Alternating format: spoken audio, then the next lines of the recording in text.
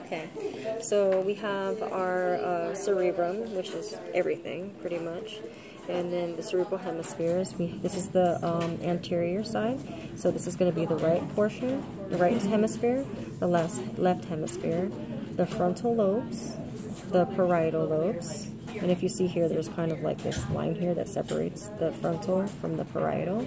Then we have our temporal is down here, which right here, it's split by the sylvian fissure.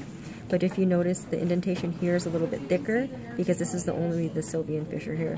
Back here is just because the model needs to be able to open up. That's not included in it.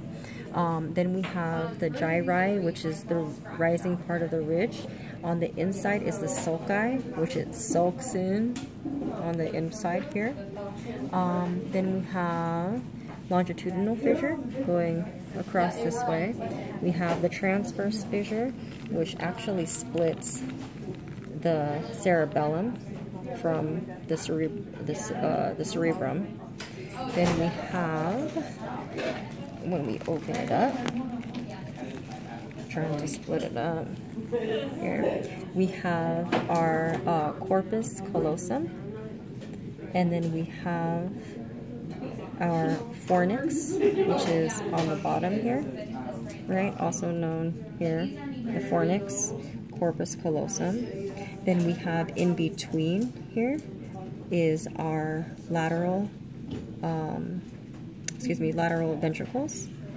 And then we have, for our diencephalon, we have our thalamus, and then our hypothalamus is here in this area. Then we have our interthalamic adhesion, which is this dot here, which actually comes through and connects to this side here.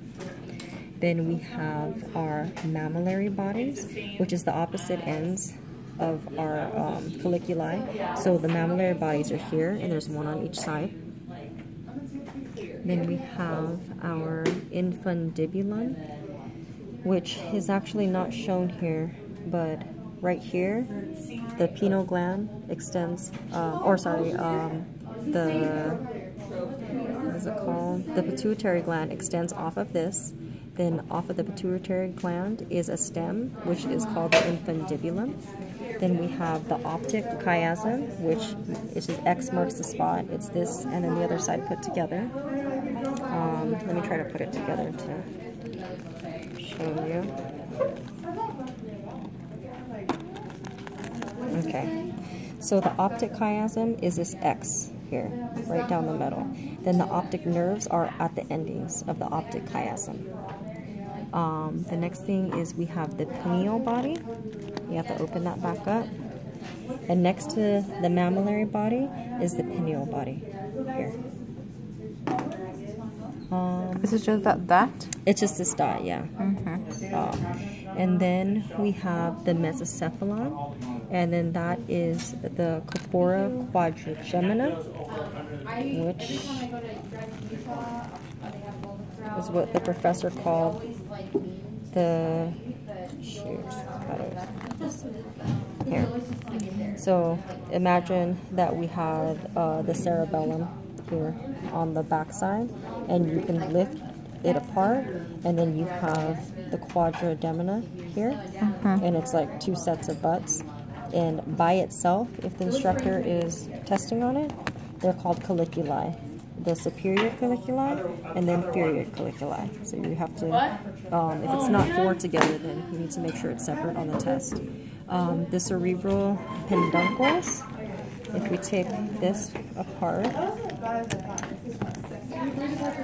sorry, and put this back together. The cerebral peduncles are these ridge-like structure. And then we have, where am I? Where is it? Okay, sorry. And then we have the metencephalon, which we have our pons here. This ridge here, these little bumps. Then we have our cerebellum. Which is the cerebellum? Oh, sorry. Then we have our cerebellum. which looks like this. Pretend that the brain is up here. We have our cerebellum, and then our vermis is what connects both hemispheres. So it's this, and it's kind of like a V shape. It's also like a worm-like structure, is how the instructor named it. Our hemisphere, the right and the left. The cerebellar cortex is just a thin layer that's on the outside. The cerebellar white matter is the tree branching like structure, and then the myelocephalon is just the medulla oblongata, which is between the pons, and then the spinal cord is down here, but this is the medulla oblongata right here.